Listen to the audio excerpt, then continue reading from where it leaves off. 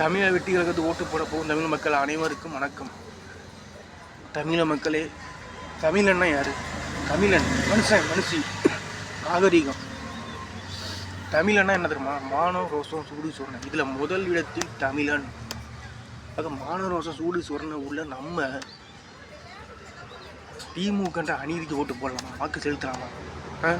செலுத்தக்கூடாது.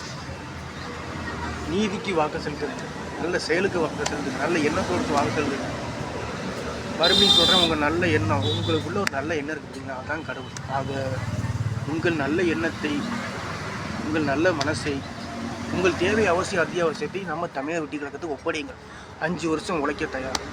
1525 பகல், 1525 இரவு உங்களுக்காக உழைக்க தமிழை வெற்றி கழகம் காத்து கொண்டிருக்கிறது.